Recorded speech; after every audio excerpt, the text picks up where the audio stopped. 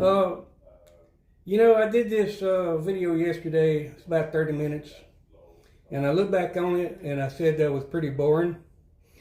So I threw it out the window. We're going to start over. So let me give you a little update on what we're doing here on the truck. We got everything disconnected, top of the engine. We're almost ready to pull it out. I still have some underneath work to do. Dry shaft, clutch linkage, that sort of thing. It won't take long to do it. We had a revelation this past week. When I bought the truck, I was under the impression it was 1954. But after carefully studying the truck and after looking underneath it, it doesn't have a torque tube underneath it. It has a live drive shaft. So after doing some research, we found out this is actually a first edition 1955. So that changes things, but it doesn't really change it much. It makes it easier to get the drive shaft out, I can tell you that much. And then, let's see, what else? I started pulling out the wiring. The wiring was completely ruined. There's a 12-volt alternator installed on this engine, and nothing else on the truck that I can tell is made for 12 volts.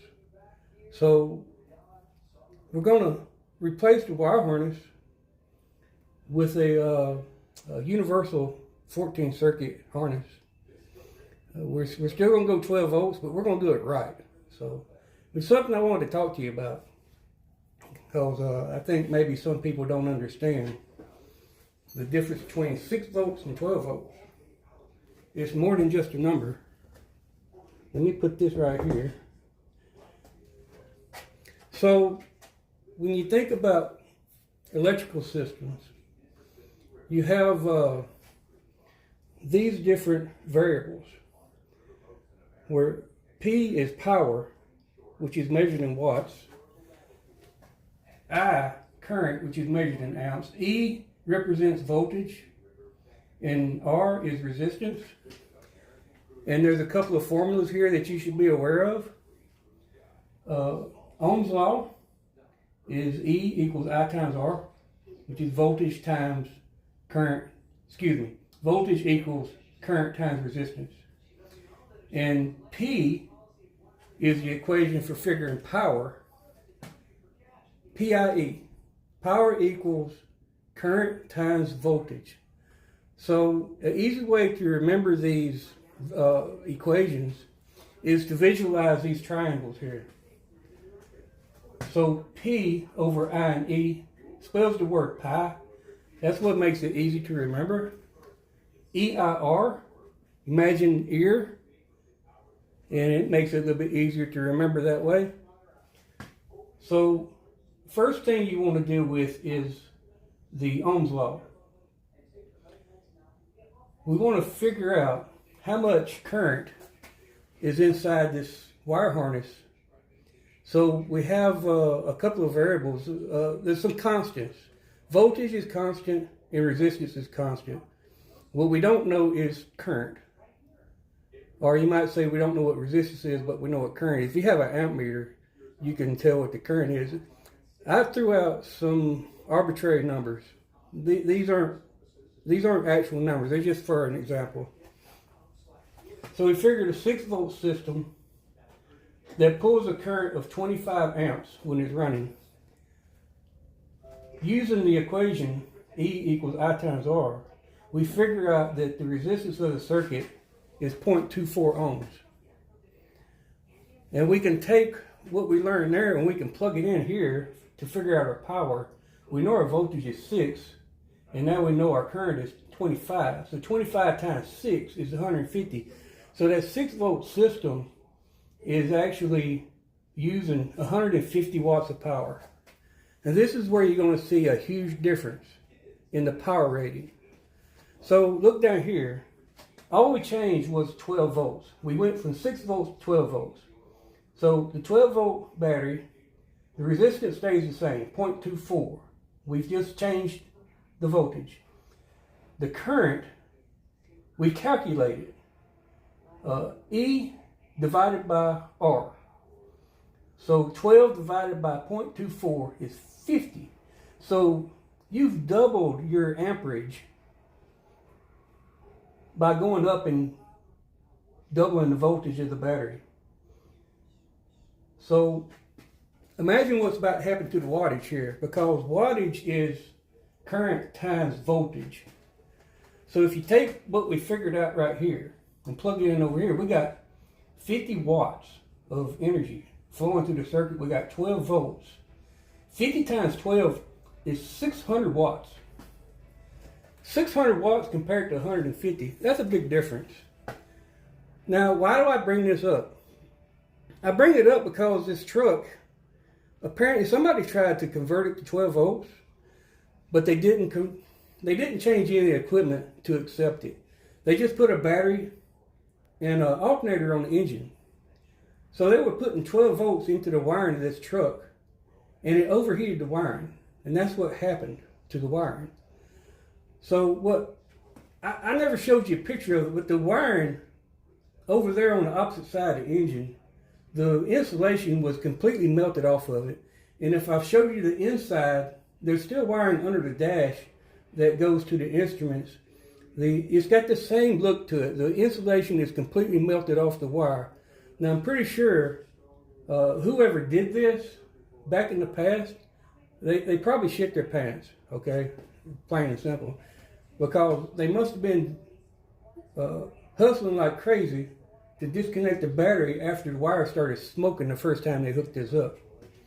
So when y'all are thinking about converting your old vehicle from 6 volts to 12 volts, you need to think about these equations. And you need to replace anything that runs on 6 volts. You need to replace it with something that runs on 12. Either that, or you need to spend a lot of time measuring resistance of all your components and then soldering a resistor to the positive side of the component. So effectively, you'll be doubling the resistance of everything that runs on electricity in a truck or car, whatever. Don't do what these people did. Because if you have a nice vehicle and you do this and then you set it on fire, you're going to be really upset. And you're going to be out a lot of money. Not to mention the amount of time it's going to take to fix it. So I just wanted to bring that up. I think it's good information. And I hope y'all can commit that to memory. Maybe one day you might can come back to this video if you have to jar your memory. And I hope this helps you out. These are really good ways to remember the equations. That's about all I have for you today. I'll tell you what the status of the truck is. I got it up on jacks. I'm just about ready to pull the motor out. I have a few issues to deal with. Now that I know this is a 55, this engine, if it's the original engine, I need another one like it or later, because the older versions of this engine, they did not have a pressure feed oil on the rod bearing journals. And of course, having that is going to increase the lifespan of your vehicle. I have another 6-cylinder stove boat out back, but I'm not sure what year it is. I'm still researching that. If it's not what I want, I probably won't install it. I may have to figure out a way to repair this block. If I didn't mention it before, I thought I did, but maybe I didn't. But on the other side of the block, there's a crack, and it runs a pretty good distance down the side of the engine, where there was water in the engine, no antifreeze. It froze during the winter, and it cracked the block. That's unfortunate, because this would have been a very nice engine. Hopefully, I can get it repaired if I go down that route. And these are just some of the things I got to think about here in the next few weeks or month or so, however long it's going to take. Other than that, I'm not sure I have any other news for you. But hopefully we'll get this figured out and I won't have to go broke fixing it. Of course,